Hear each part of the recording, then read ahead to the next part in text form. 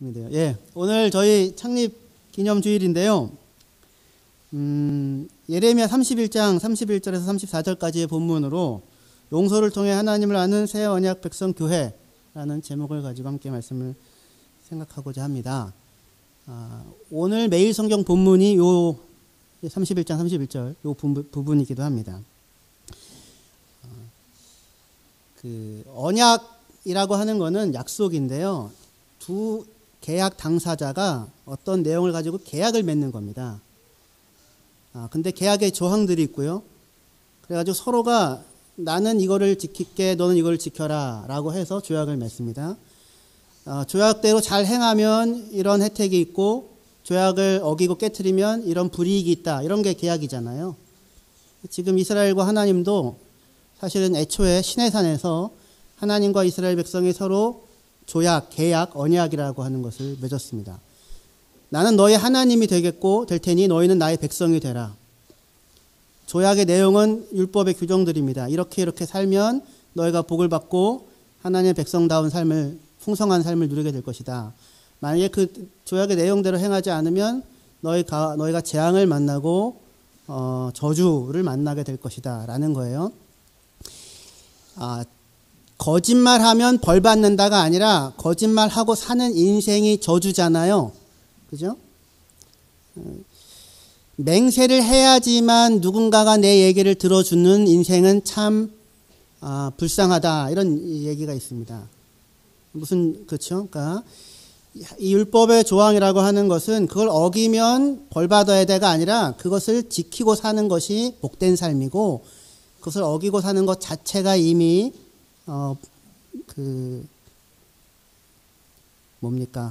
괴로운 그 삶을 살고 있는 거죠. 그런데 그렇게 언약이 있었고 계약 조문이 있었는데, 문제는 이스라엘 사람들이 그 계약 조문을 어기고 계약을 파기한 거죠. 그래서 하나님 앞에 지금 범죄한 상황 가운데 있는 이스라엘인데, 그런 이스라엘을 대하여 하나님이 새로운 언약을 맺겠다라고 하시는 것이 오늘 본문이에요. 새로운 언약을 맺겠다. 그래서 이제는 그 조약 그 규정들을 돌판에다 새겨서 이렇게 살아라라고 하지 않고 아예 마음 속에다가 새겨 넣으시겠다. 마음을 그렇게 만들겠다. 마음으로부터 그 하나님의 말씀을 기뻐하고 또 하나님이 미워하시는 일을 미워하여서 그 계명을 따라 살아가도록 아예 마음을 바꾸겠다라고 하시는 것이 새 언약이에요. 그런데 그렇게 새 언약으로 아예 마음을 바꾸겠다라고 말씀을 하시면서 그 언약 조문과 한 내용, 내가 너희들의 죄를 용서하고 다시는 기억하지 않겠다라고 하는 것이 같이 들어가 있다고 하는 것이 오늘 저희가 생각해 보려고 하는 중요한 내용입니다. 하나님의 백성 된다고 하는 그것과 죄의 용서에 대한 거예요. 죄의 용서에 대한 거.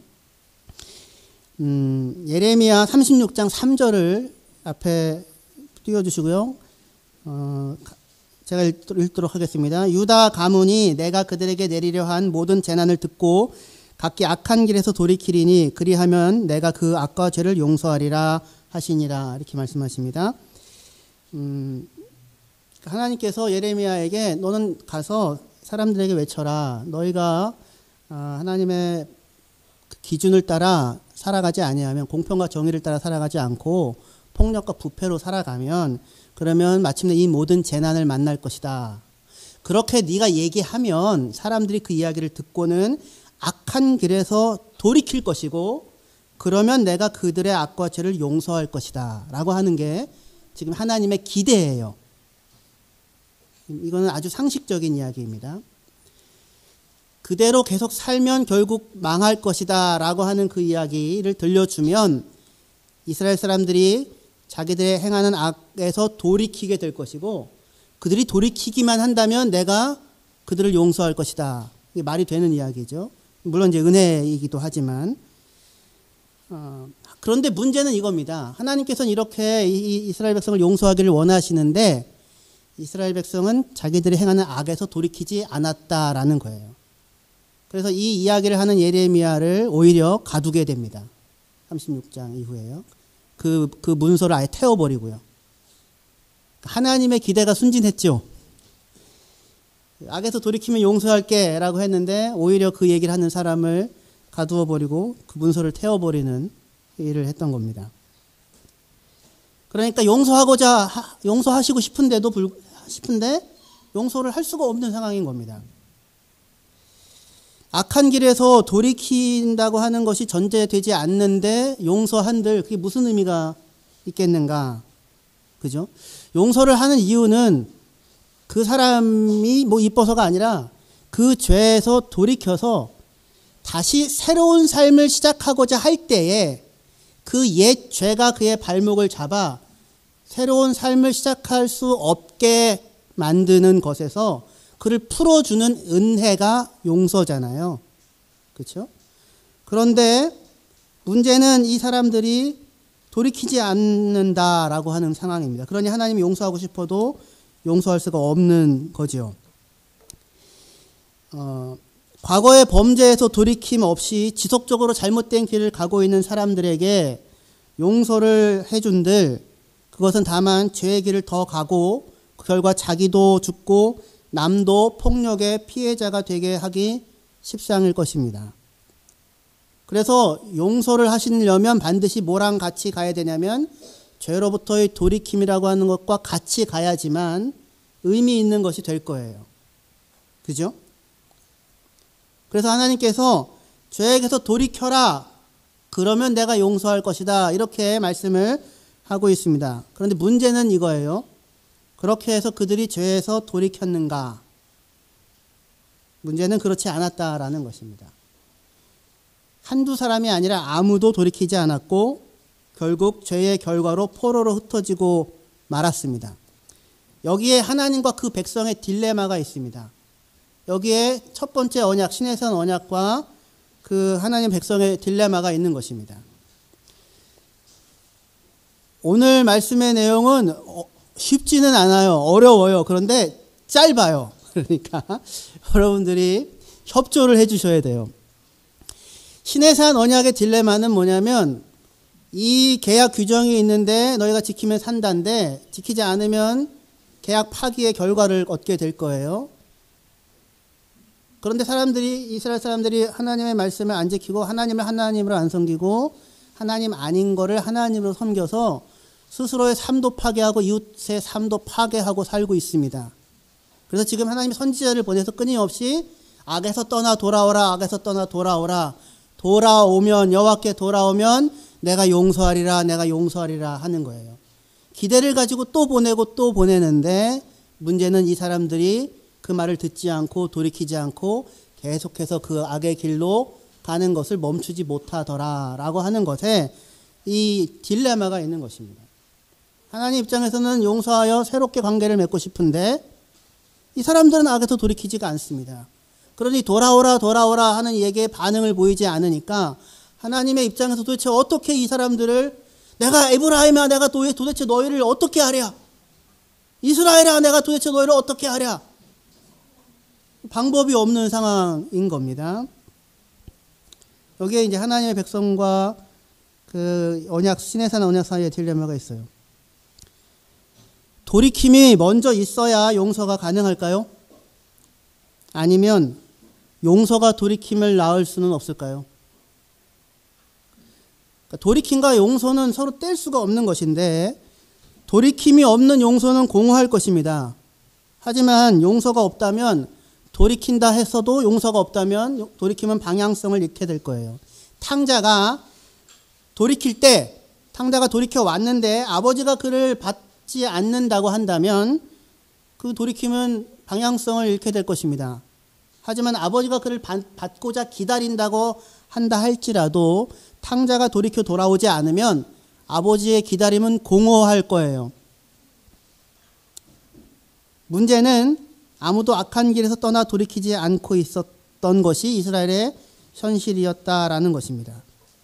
그래서 돌이키면 용서해 주겠다고 하는 하나님의 말씀이 공허한, 답답한, 한탄스러운 탄식이 절로 나는 그런 상황인 거예요.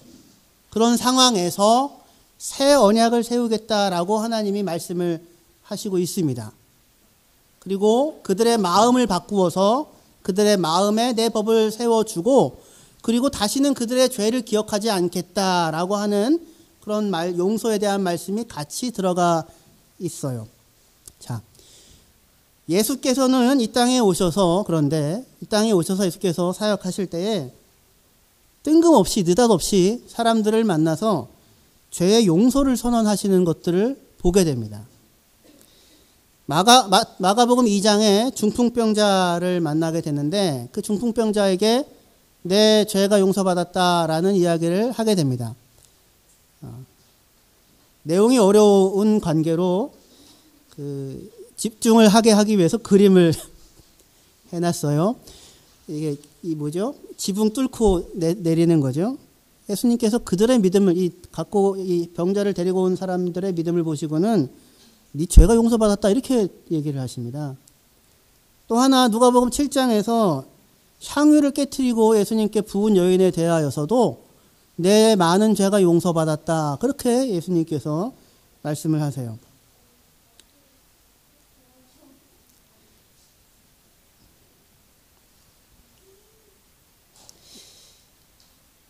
그 그림을 치워주세요.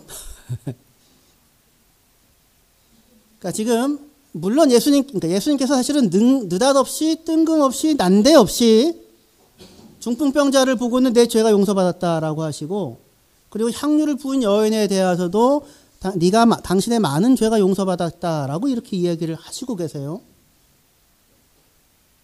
물론 예수님은 중풍병자의 경우에 그 사람들의 믿음을 보시고 그렇게 말씀하셨고 또 누가복음 7장의 향유 부인 여인에 대하여서는 그 여인의 행위에 담긴 사랑을 보고 그렇게 말씀하셨어요. 예수님께서 이렇게 묻습니다. 중풍병자가 일어나 걷게 하는 것과 죄 용서의 선언 중에서 무엇이 쉬운가? 죄 용서의 선언이 훨씬 쉬울 수도 있을지 모르겠어요. 왜냐하면은 일어나 걸으라고 하는 말은 실제로 일어나 걸어야 되는 그런 부담이 있으니까. 그런데 문제는 예수님께서 이 사람에게 네 죄가 용서받았다라고 해주기 전까지 아마 이 사람은 단 한 번도 그런 형태의 말을 들어본 적이 없었던 것 같아요. 스스로 걸을 수 없을 지경이 되도록 단 한 번도 자기 마음에 맺혀져 있는 당신의 죄가 용서받았습니다. 당신을 용서합니다. 라는 말을 한 번도 들어본 적이 없는 사람인 겁니다. 그런 사람에게 예수님께서 먼저 말씀하세요. 소자야, 아이야, 네 죄가 용서받았다. 몸의 마비보다 중풍병이 몸의 마비잖아요. 더한 마음의 괴로움을 예수께서 먼저 만져주십니다. 그의 마음을 풀어주시고 그리고 몸의 마비도 이어서 풀리게 됩니다. 향유를 깨트린 여인의 모습에 대하여서도 예수께서 그녀가 그렇게 많은 금액, 굉장히 비싼 거거든요. 그것을 발에 깨트리게 되는데 그 모습을 보면서 이 여인이 이렇게 한 것은 이 여인이 하나님을 향한 사랑이 크기 때문인데 그 여인의 하나님을 향한 사랑이 큰 이유는 그녀의 많은 죄를 하나님께서 용서하셨기 때문이다. 용서받은 것이 많은 자는 더욱 하나님을 사랑한다. 라고 말씀하시며 여인아 너희 죄가 용서받았다라고 다시 말씀을 해주십니다. 어떻게 새 언약 백성은 작은 자에서 큰 자까지 다 하나님을 알게 되었을까요? 오늘 예레미야 31장 본문에 나오는 힌트는 딱 하나예요. 하나님께서 그들의 죄와 허물을 용서하시고 다시는 기억하지 않을 것이다 라고 하는 것 하나입니다. 진정한 용서, 마음의 중심에서부터 비롯되어지는 용서를 마주한 자에게서부터 변화라고 하는 것이 시작됩니다.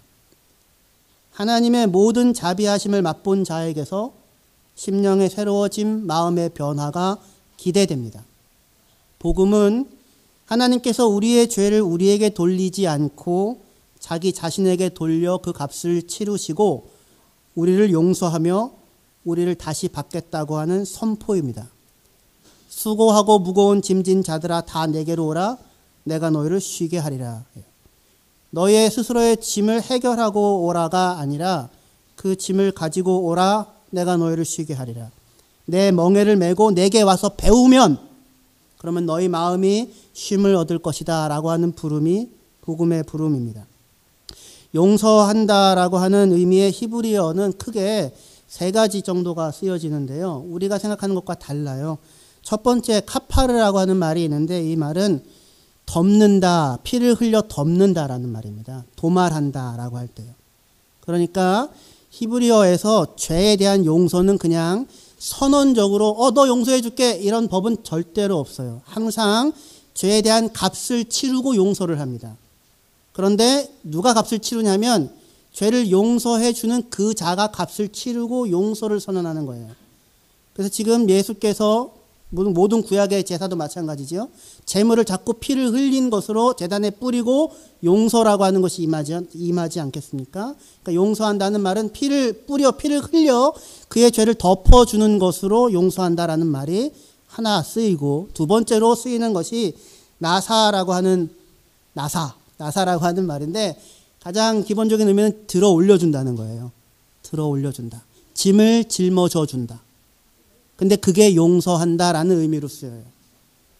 누군가가 죄의 짐에 이렇게 무거운 것을 짊어지고 있을 때에 그것에 의하여 사실은 피해를 입은 당사자일 수 있는 누군가가 그를 대신하여 짐을 자기 어깨에 짊어지는 것으로 상대의 짐을 가볍게 해주는 것을 용서한다라고 쓰고 있는 겁니다. 값을 용서하는 자가 대신 치루어 주고 그 결과로 상대방이 숨 쉴 수 있는 쉼을 얻게 하는 것이 용서라는 말이에요. 또 하나 살라흐라고 하는 말은 사면한다라는 말입니다. 사면한다는 말은 근데 하나님이 사면한다라고 할 때만 쓰여요. 그러니까 대통령만 사면권이 있잖아요. 하나님만 당신의 권위에 근거하여 사면을 할 수 있습니다. 이것도 역시 뿌린다라고 하는 의미에서 나와요. 인간과 인간 사이에서 죄 용서에 대하여 인간 사이의 죄의 용서에 대하여서 가장 많이 쓰이는 표현은 나사, 들어 올려준다, 짐을 대신 짊어진다, 함께 짐을 져준다라고 하는 말이에요. 이웃의 짐을, 이웃의 과실을, 그의 실수와 잘못을 내가 짊어져서 그의 어깨에서 그의 짐을 들어 올려주는 것, 그것을 용서한다라고 얘기합니다. 새 언약의 원리에 따르면 죄에서의 돌이킴보다 용서가 먼저 근원적입니다. 돌이킨 자를 용서하신 것이 아니라 용서하시니 온 마음으로 돌이킬 수 있다라고 말씀하시는 거예요. 돌이킨 자를 용서한다가 되면 아무도 돌이키지 않기 때문에 하나님은 용서할 수가 없는 것입니다. 그런데 지금 새 언약에서 예수 그리스도의 피 흘림으로 말미암아 우리 죄를 덮고 우리의 죄의 멍에를 그가 같이 짊어지는 것으로 우리를 죄의 짐에서 자유케 하시겠다고 하시면서 내가 너희를 용서할 터이니 너희는 내게로 돌아오라, 온 마음으로 내게로 돌아오라 말씀하십니다. 탕자가 돌이키기 이전에 아버지는 먼저 그가 돌아오기를 기다리고 있었습니다. 우리가 죄인이었을 때, 우리가 원수였을 때, 우리가 연약할 때에 먼저 그리스도께서 우리를 위하여 십자가를 지셨습니다.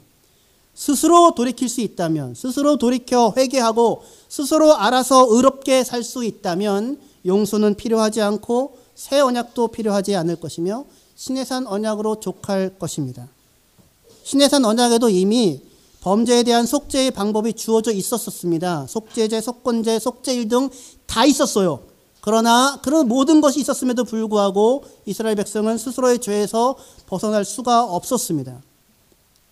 그래서 지금 하나님의 무조건적인 용서가 필요한 상황 가운데 이스라엘 백성이 놓여져 있습니다.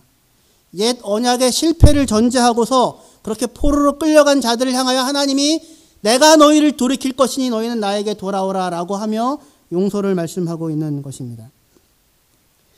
언약 당사자들의 방언이기도 한데요. 주여 성령님께서 도와주시기를 기도합니다.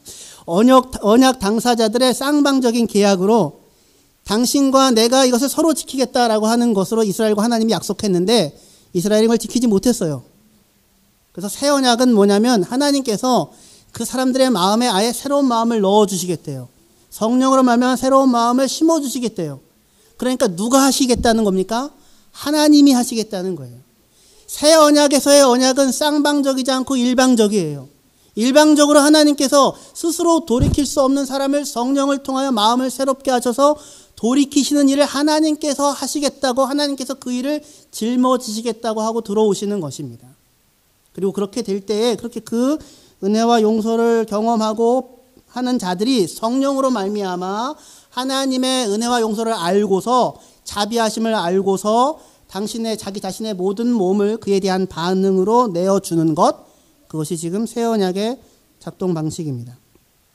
마태복음 26장 26절에서 28절에 그들이 먹을 때에 예수께서 떡을 가지사 축복하시고 떼어 제자들에게 주시며 이르시되 받아 먹으라, 이것은 내 몸이니라 하시고, 또 잔을 가지사 감사기도 하시고 그들에게 주시며 이르시되 너희가 다 이것을 마시라, 이것은 죄사함을 얻게 하려고 많은 사람을 위하여 흘리는 바 나의 피 곧 언약의 피니라 라고 하시면서 제자들에게 자신의 살과 피를 성찬식 마지막 6월절 만찬에 내어주고 계세요. 그죠?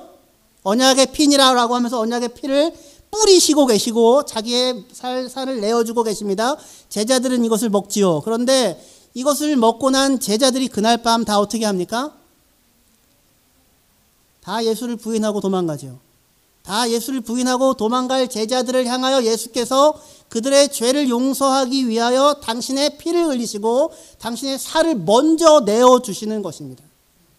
이 용서가 전제되어져 있을 때에 하나님께서 이 용서에 마주친 자들이 성령으로 말미암아 내가 입은 은혜가 얼마나 큰가를 확인한 사람들이 하나님의 자비하심에 근거하여 자기 자신의 몸을 기꺼이 하나님 앞에 내어줄 수 있는 변화, 그것이 하나님께서 새 언약을 통하여서 우리 안에 이루고자 하시는 것입니다. 다시 얘기해서 새 언약에 있어서 중요한 것은 무엇이냐면 하나님의 백성된 자들 중에 그 누구도 하나님의 용서가 아니고서 들어온 사람은 단 한 사람도 없다라고 하는 것입니다.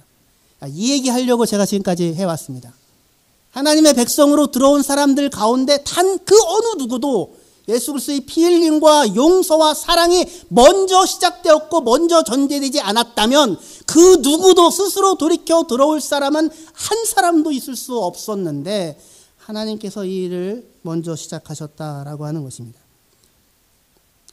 그것이 새 언약 백성 그리고 교회입니다. 교회의 표지는 그래서 뭐냐? 용서입니다. 용서 위에 불려진 공동체입니다. 아무도 자기의 권리로 스스로가 행한 것을 근거로 하여 교회 안에 들어온 사람이 없습니다. 예수의 구속의 은혜를 힘입어 하나님의 용서를 맛본 사람으로서 이 안에 들어옵니다. 그래서 하나님 아버지를 예수 그리스도에서 만난 자들에 대한 성경의 요구가 있다면 그것은 용서입니다. 마태복음 6장 14절에서 15절에 같이 읽을게요. 주기도문에 이어지는 말씀인데요. 같이 읽겠습니다. 시작. 너희가 사람의 잘못을 용서하면 너희 하늘 아버지께서도 너희 잘못을 용서하시려니와 너희가 사람의 잘못을 용서하지 아니하면 너희 아버지께서도 너희 잘못을 용서하지 아니하시리라. 사람의 잘못을 용서하지 않는다면 스스로가 하나님의 용서에 근거하여 그의 백성 되었다는 사실을 부정하는 것이다 라는 말입니다. 또 읽어볼게요. 마태복음 18장 21절에서 22절입니다. 같이 읽을게요. 예, 시작. 그때 베드로가 나와 이르되 주여, 형제가 내게 죄를 범하면 몇 번이나 용서하여 주리이까? 7번까지 하오리까? 예수께서 이르시되 내게 이르노니 7번뿐 아니라 7번을 70번까지 할지니라. 마태복음 18장 35절이요. 같이 읽겠습니다. 시작. 너희가 각각 마음으로부터 형제를 용서하지 아니하면 나의 하늘 아버지께서도 너희에게 이와 같이 하시리라. 교회는 용서와 용납에 기반하여 세워진 공동체입니다. 교회 안에 들어온 사람은 하나도 외 없이 하나님의 용서로 말미암아서만 불려진 사람입니다. 포로로 끌려간 자들을 데리고 오는 것이 새 언약이거든요. 그러니까 아무도 스스로 노력하고 애를 썼는데 자기의 죄의 짐을 벗어날 수가 없는 겁니다. 자유로울 수가 없는 거예요. 그래서 도저히 돌아올 소망이 없는 자들을 하나님이 그런데 하나하나 불러서 당신의 백성으로 세우십니다. 그러니까 이미 돌이키지 않는, 용서받을 수 없는 자를 하나님께서 жил머지시고 덮어주시겠다고 하는 근거하에, 당신이 죄값을 치르신 것에 근거하여서 사람들을 불러서 세우셔서 한 공동체로 만든 것이 교회입니다. 그래서 교회는 기본적으로 용서와 용납에 기반한 공동체입니다. 누구도 용서와 용납이 없었다면 이 공동체에 들어와 설 수 있는 사람이 없습니다. 이 공동체에 들어와 섰다면 그는 용서받고 용납을 받았기 때문에 이 자리에 있습니다. 예수께서 오신 이유는 의인을 부르러 한 것이 아니라 죄인을 부르러 왔습니다. 포로로 흩어져 소망이 없었던 자들을 하나님께서 일으켜 힘을 주고 소망을 주어 불러들이셔서 교회로 세우셨습니다. 그러니까 하나님의 용서로 말미암아 이 자리에 들어온 사람들에 대하여 성경의 요구는 너희도 서로 용서하여라. 하나님께서 그리스도 예수 안에서 너희들을 용서하신 것처럼 이라고 에베소서가 말씀하고 있습니다. 우리는 여전히 서로가 용서와 용납이 필요한 자들입니다. 우리는 아직 스스로에 대해서도 자기 자신에 대해서도 잘못을 행하고 진심이 있어도 그것을 구현할 지혜가 없으며 우리의 신실함은 잠깐 동안만 지속될 뿐입니다. 그러한 자들인데 예수님께서는 우리의 허물과 죄를 위하여 자기 자신을 내어주시고 그것을 자기 등 위에 짐을 짊어지셨습니다. 그리고 용서하십니다. 그리고 우리를 하나님의 사람으로 받으셨습니다. 그러니 그리스도의 몸에 속해 있다면 서로가 서로의 연약함과 부족함을 감당하고 짊어져야 마땅할 것입니다. 서로 용서하십시오. 서로 용서를 구하십시오. 그리고 서로 용납하십시오. 그리고 함께 걸어갑시다. 우리는 아무도 혼자서는 설 수 없습니다. 예수의 사랑이 필요하고 공동체된 서로의 사랑이 필요합니다. 저는 목사이고 저는 매일 새벽에 나와서 기도합니다. 화요일부터 금요일까지 기도합니다. 최근에로 따지면 2년 정도 지금 이렇게 하고 있습니다. 그런데 제가 매일같이 새벽에 기도하며 새벽 예배를 위해서 매일같이 준비하고 매일 성경을 번역하고 묵상하고 하고 있는 이유는 그럴 수 있는 힘은 어디서 나오냐면 제 안에 있는 하나님을 향한 사랑이 불타올라서가 아니라 매일같이 새벽에 나와서 기도하시는 분이 계시기 때문에 그렇습니다. 매일같이 새벽에 빠지지 아니하시고 나오시는 분이 계세요. 2년째. 그래가지고 저도 나와서 기도합니다. 만약에 매일같이 나와서 새벽에 기도해 주시는 분이 한 사람도 없다면 저는 지금처럼 이렇게 신실하게 매일같이 나와서 기도했을까요? 제가 저를 잘 아는데 절대로 그렇게 하지 못했을 것입니다. 절대로 안 됐을 것입니다. 그런데 매일같이 새벽에 나와서 꾸역꾸역 새벽에 나와서 기도하겠다고 하시는 분이 계시자 제가 매일같이 준비합니다. 그리고 매일 그 덕분에 기도합니다. 그래서 그 덕분에 더욱더 하나님과 가까이 할 수 있게 되고 하나님을 신뢰하고 살아가는 삶을 살아가는 것이 가능해집니다. 그래서 참 그분이 고맙습니다. 저 혼자서라면 절대로 이 일을 할 수 있는 내 안에 내적인 힘이 없습니다. 우리는 우리의 혼자의 결심과 각오만으로 이 길을 걸어갈 수 없습니다.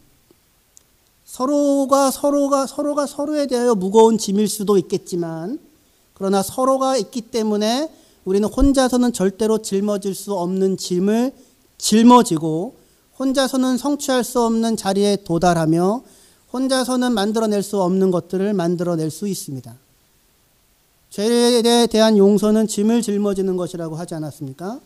예수께서 오셔서 우리 인생길에 찾아오셔서 나와 함께 짐을 짊어지시고 우리의 삶을 변화시켜 가십니다. 새로운 마음을 갖게 합니다. 예수께서 같이 새벽에 나오셔서 같이 기도해 주시는 것으로 주님이 걸어가시는 그 길을 나도 걸어갈 수 있게 해 주십니다. 이 함께 짐을 짊어지는 것으로 말미암아 우리가 육체의 욕망을 따라서 죄를 향하여 열매 맺을 수밖에 없는 길들이 끊어지고 주께서 우리를 짊어지시고 거기서 우리를 이끌어내어 의를 향하여서 열매 맺을 수 있는 길로 우리를 매 순간마다 이끌어 가십니다. 그것이 용서입니다. 다만 너 이전에 잘못 용서해줄게 없는 걸로 해줄게. 너는 자유화가 용서가 아니라 용서하는 자가 그의 인생에 대해 책임을 같이 지겠다고 하는 것입니다. 더 이상 죄의 길을 걸어가는 것들을 내버려 두지 않고 거기서 돌이켜 내가 함께 멍에를 메고 함께 짐을 짊어지고 그 죄의 결과를 또 내가 감당하고 내가 피를 흘려 그것을 덮고 그리고 너에게 새로운 삶과 자유를 의를 향하여 열매 맺을 수 있는 삶의 길을 내가 너와 함께 걸어가겠다라고 하는 것이 용서입니다. 그 용서로 우리를 부르셨습니다. 혼자서는 아무도 포로에서 돌아올 수 없습니다. 예수께서 거기까지 찾아가셔서 데리고 나와야지만 그 길에서 벗어날 수 있었던 것입니다. 죄로 말미암아 흩어지고 배신하고 돌아갔던 제자들을 예수께서 다시 찾아가 다시 짐을 짊어지고 다시 그들을 모으셔서 성령을 주시고 그리고 성령을 통하여서 하나님의 사람으로 살아가게 할 수 있는 일을 지금도 행하시는 것이 하나님이 우리를 용서한다라고 하는 말에 담겨져 있는 의미입니다. 서로가 서로를 용서하십시오 라고 하는 말에 담겨져 있는 것도 마찬가지입니다. 누군가 우리의 스스로의 부족함과 연약함으로 말미암아 숨 쉴 수 없이 답답한 상황에 있는 사람들이 많습니다. 마비가 되고 중풍병자가 돼서 꼼짝 못하는데 못 움직이는 몸의 문제가 아니라 단 한 사람도 그 사람을 향하여 내가 당신을 용서합니다라는 말을 해준 사람이 없어서 마음에 맺혀서 꼼짝도 못하는 사람들이 너무나도 많습니다. 예수께서 그를 향하여 먼저 내가 내 죄를 용서한다고 말씀을 해주십니다. 그리고 서로가 서로를 향하여서 그렇게 용서하라고 함께 짐을 짊어지라고 상대방의 과실들을 같이 감당하라고 진심이 있음에도 불구하고 지혜가 부족해서 자기의 마음의 그 원함을 따라 표현할 수 없는 연약한 사람들이니까 서로가 서로의 짐을 짊어지고 감당해 주라고 그리고 필요하면 덮어주라고 그것이 하나님의 용서입니다. 그리고 교회를 향하여서 주께서 말씀하시는 말씀입니다. 우리는 우리 개인의 결심과 각오로 이 길을 갈 수가 없습니다. 주께서 우리와 함께 이 짐을 짊어지실 때에 길을 갈 수 있을 뿐만 아니라 우리를 교회로 성도로 묶으셔서 서로가 서로에게 서로를 세워주는 손길로 하나님께서 우리를 빚으셨습니다. 그러니까 다시 한번 마지막으로 권고하고 부탁합니다. 용서하십시오. 그의 과실을, 그의 실수를, 그의 잘못을 함께 짊어져 주십시오. 용서를 구하십시오. 용서한다고 말해 주십시오. 기도하시겠습니다. 같이 기도하겠습니다. 전해진 말씀을 생각하시면서 하나님 아버지 당신의 용서로 말미암아 새로운 삶을 살고 있습니다. 이 은혜를 입은 사람으로서 같이 교회로 불려진 사람들을 용서하고 마음에 마비가 와서 꼼짝달싹 할 수 없는 것들을 풀어내게 하여 주시옵소서. 같이 기도하시겠습니다. 하나님 아버지 나 사랑합니다.